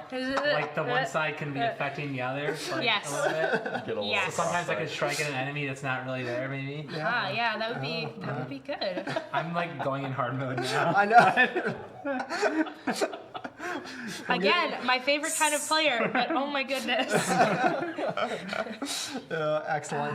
I think that my kind of personal item or whatever is I have like a staff, like kind of like a walking cane. That is carved to look like sort of a scorpion's tail is sort of its thing, and I'll like my tick is that I'll always be like pointing at people when I'm like talking to them or like especially when I'm like provoking someone, I'll be kind of like like Careful, you'll poke That's a someone's good. eye That's a out. good quirk. just kind of like waving it around in their face and like yeah. You like gesticulating with your cane. Yeah. You have to like watch out sometimes. You're like, are you hitting me in the face? Stop. What about you, Nate? I'm thinking to kind of play along with my impatience that my character like chews on his tongue a lot, like just kind of like that, like yeah, I do that sometimes. yeah, like just sitting there waiting, just like chewing on the back with your teeth, maybe even like biting your tongue while somebody's just like going on this thing. I feel like Nate's coming after you right now. And I think my item would be maybe a scarf that like maybe my older sister gave me to be like, you're never gonna hide this. Like you're supposed to be like somebody who is intimidating. You're not gonna be intimidating looking like a cow chewing on your own tongue. Like here you go, just wear this scarf so it like covers up my. Yeah. Can it be like super long up in the back? So when you're like moving around, it's like almost like a Tron like thing Like, behind you. Like That seems like a disadvantage in a That fight. does seem like a No disadvantage. capes. No capes. No capes.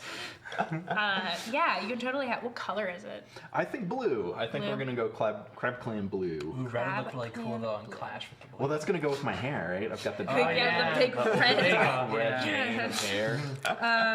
Okay, good. Those are really good choices. Again, this is another one of those questions that's just to kind of help you figure out where your character's going. So now we're going to move on to question 15. How does your character react to stressful situations?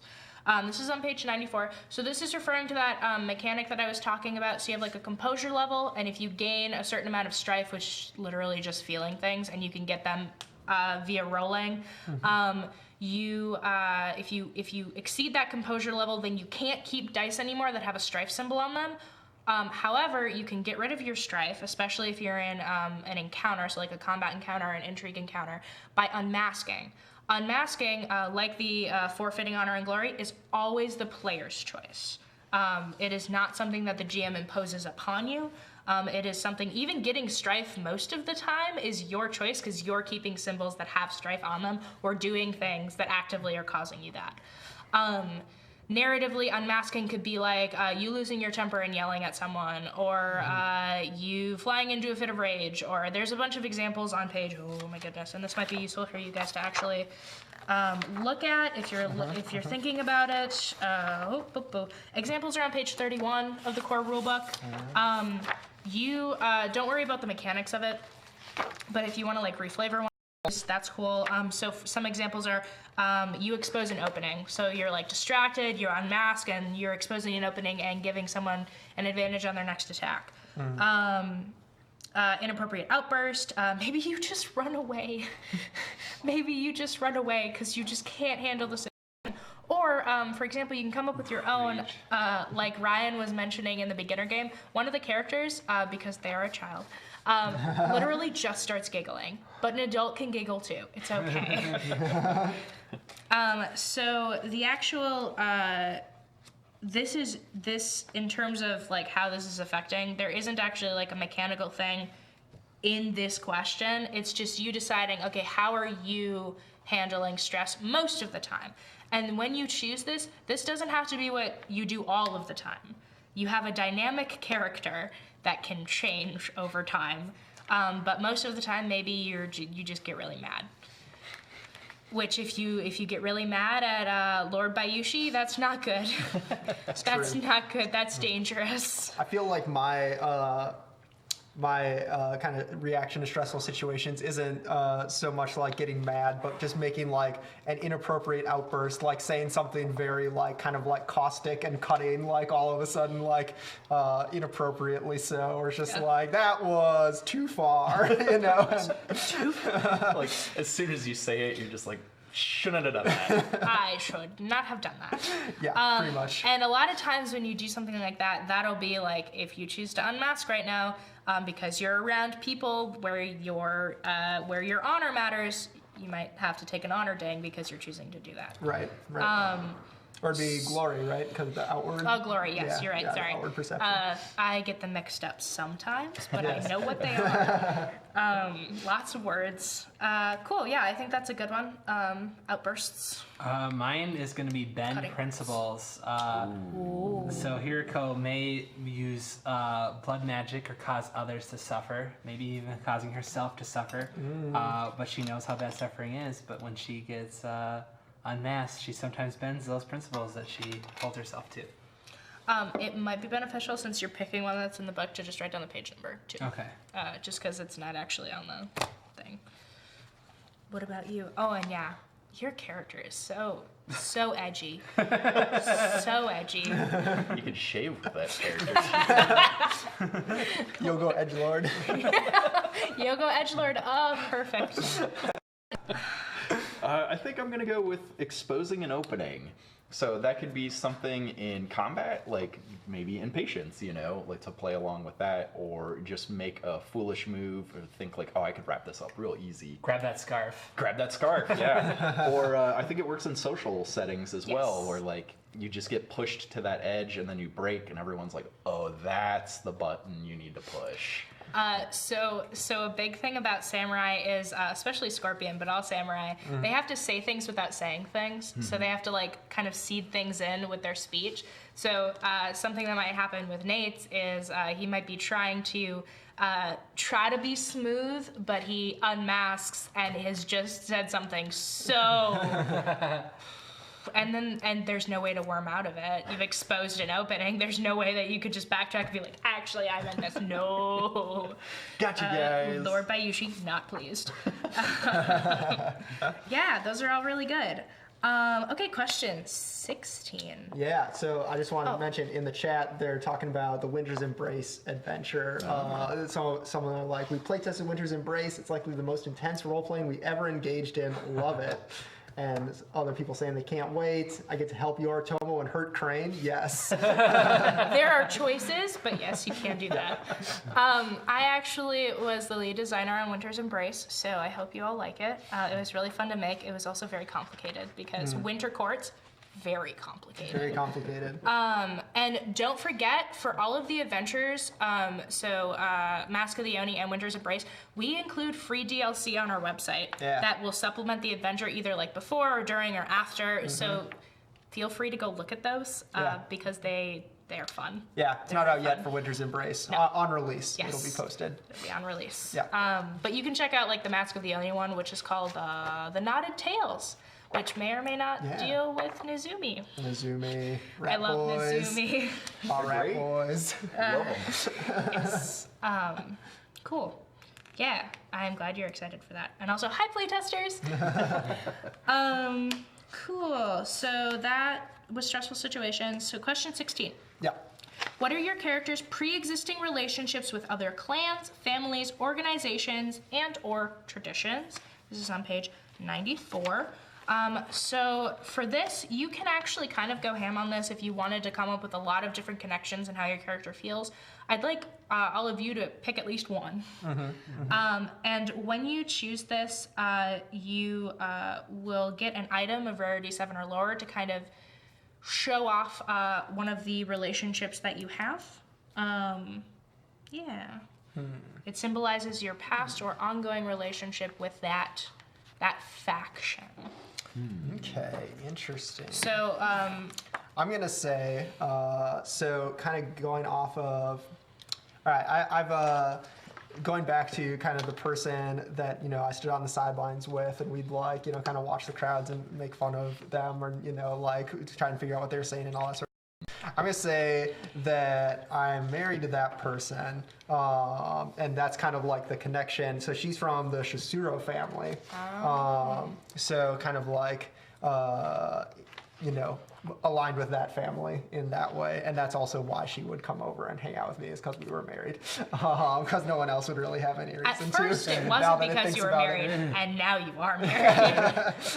There we go. And she's not tragically dead or anything like that. She's still alive. She's still alive. Yeah. Excellent. Yep, she's, some more tragedy in your non-edgelord. I mean, I am still playing Scorpion, but A wholesome, grumpy old A man. wholesome scorpion.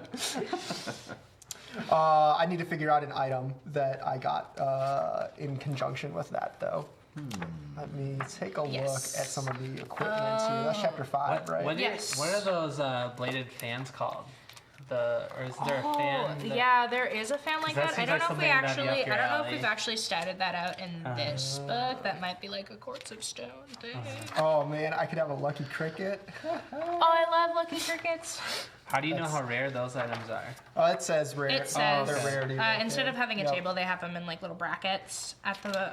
Net bottom. bags used to carry the severed head of an enemy. That's disgusting. Who would do that?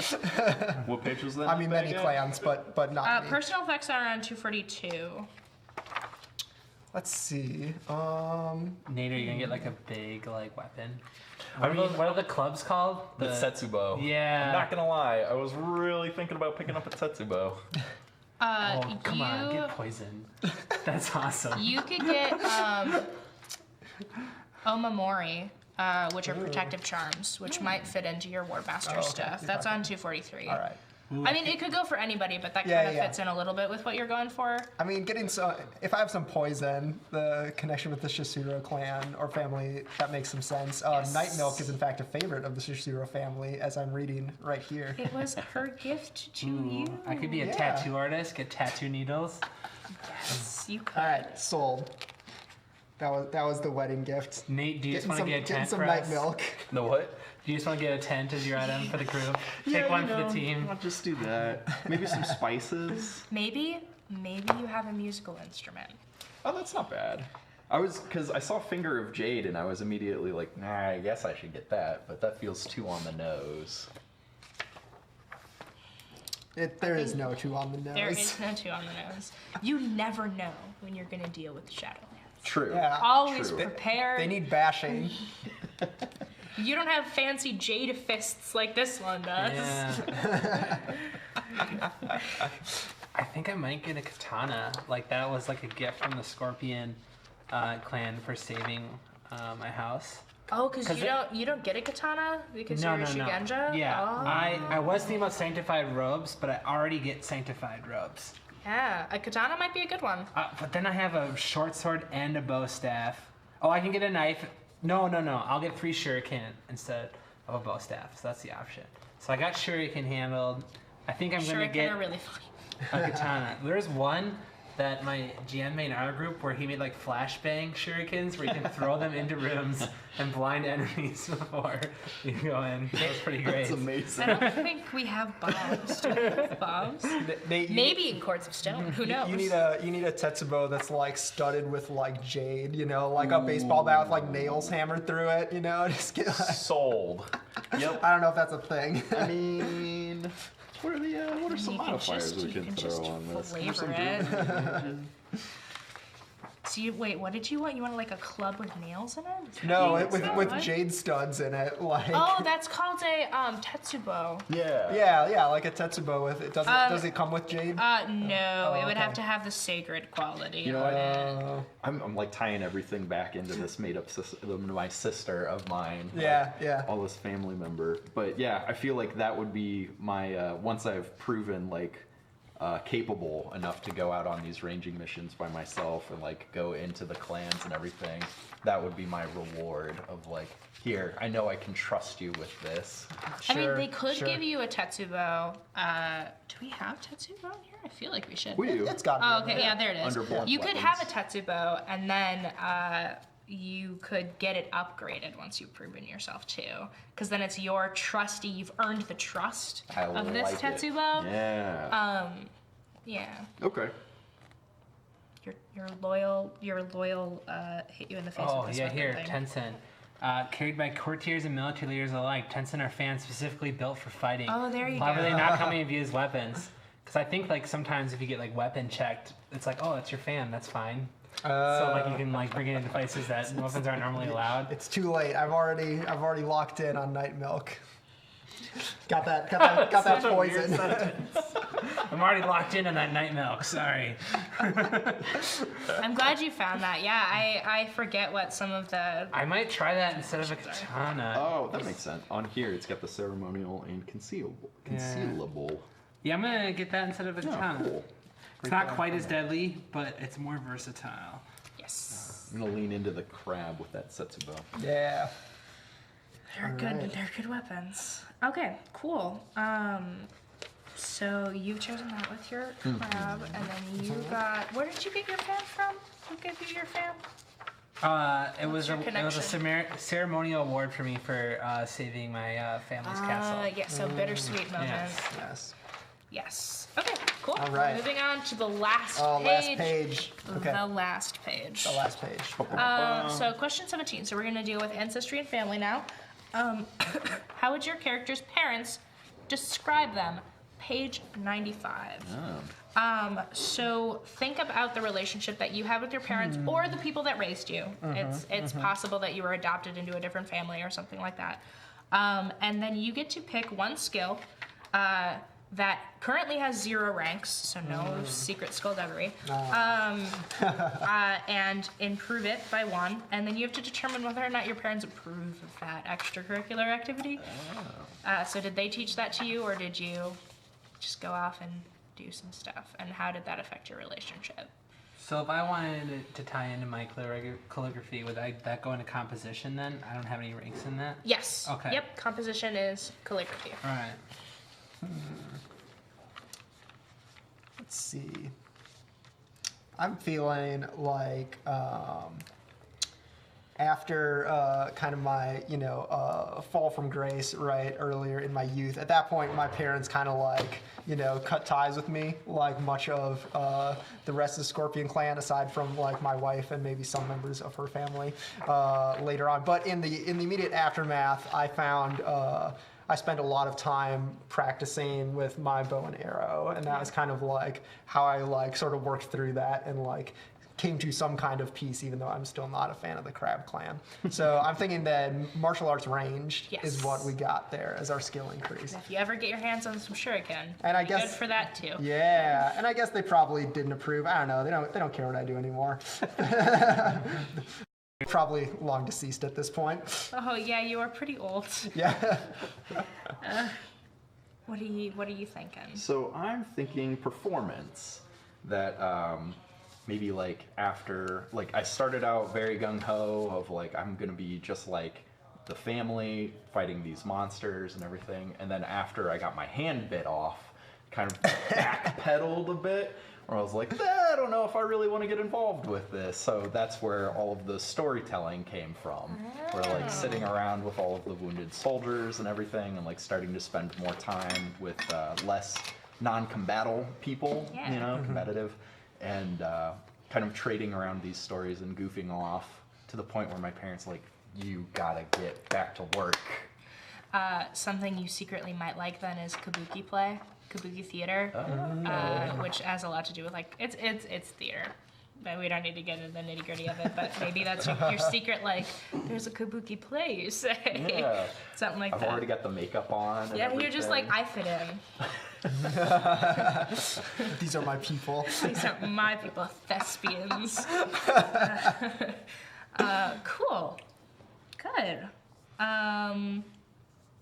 Ritter, did you say yours? Did you say yours? Yeah, composition. Yeah, that's I keep doing that. I'm like going around the table and I'm like, wait, did I not ask somebody a question? I know, and I keep missing what people say too, like as I'm trying to read through. So I apologize. I'm like looking for a page number and then I'm just like, oh crap, what did I say? No, it's fine.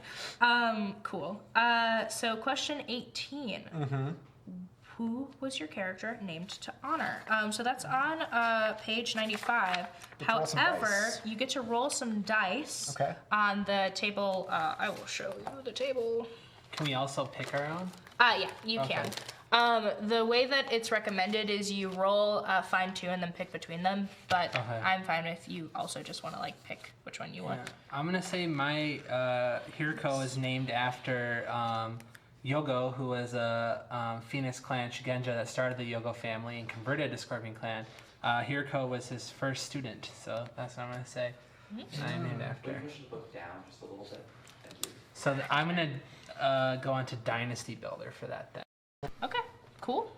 And what benefit does that give you in the middle column? It decreases my glory by 3, so it's not really benefit, but here's the positive. Roll a 10-sided die again to determine social skill. Here, we'll pull this out of the way so you can roll in the. Roll for them. Just one. Oh. Oh, I gave you two, sorry. Solo uno.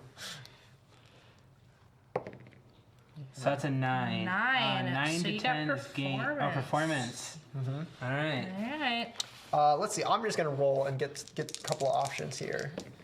I got 5 and 8, so that is discovery or stolen knowledge. Yes. So either one of your ancestors made an awesome discovery, awesome also potentially meaning terrible, Yeah.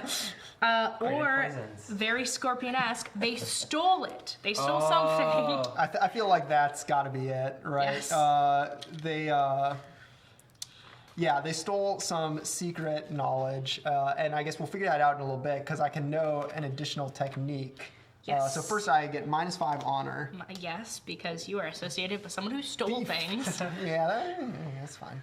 All right, so I roll again to see what I get. One additional technique that is 9. It is a kiho. So It is a kiho. So, Interesting. oh man, I actually don't You know one additional technique?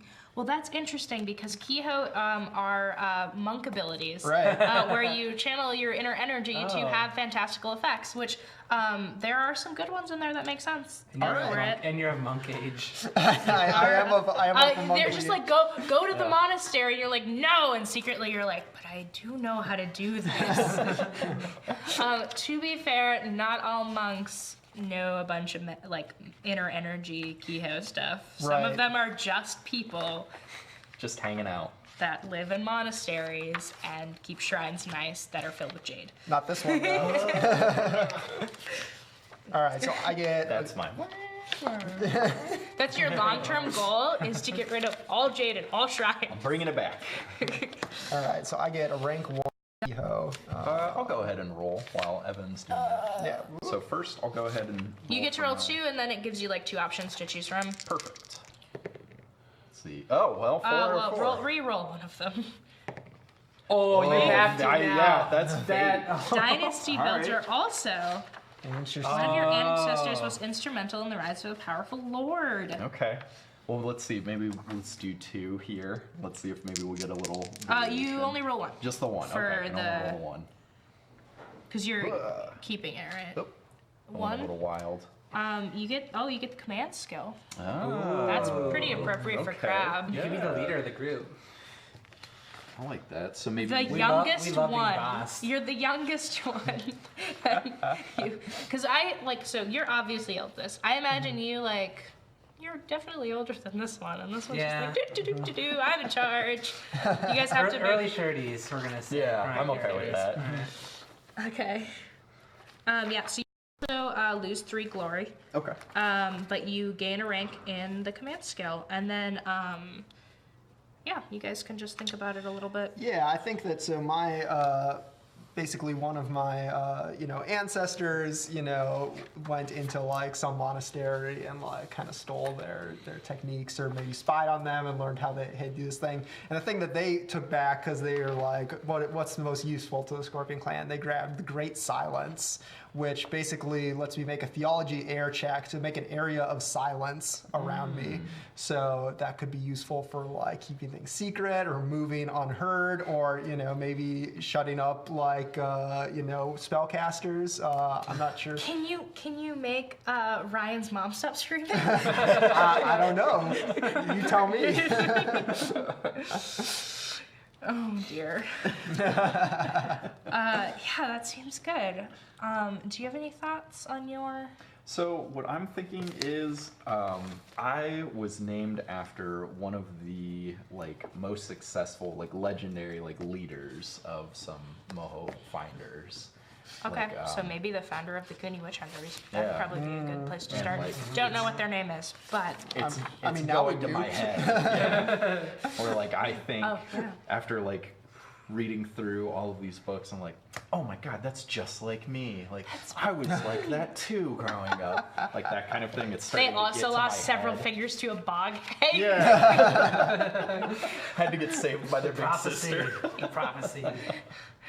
The fingerless child. Yeah. perhaps you have been reincarnated to live the same life. That's the delusion that I've convinced myself of. at I the was very once this least. great person, Yeah.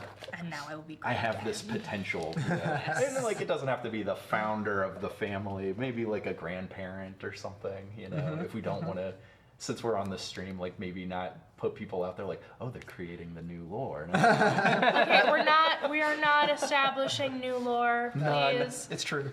None. No new lore. Yep. None of that. Okay. Put the kibosh on it now before it becomes a problem. Yeah. Okay. So -3 glory. -3 glory. Okay. Yes. Okay. So question 18. No, 19. 19. Oh man, we're We're shooting cruising. through it.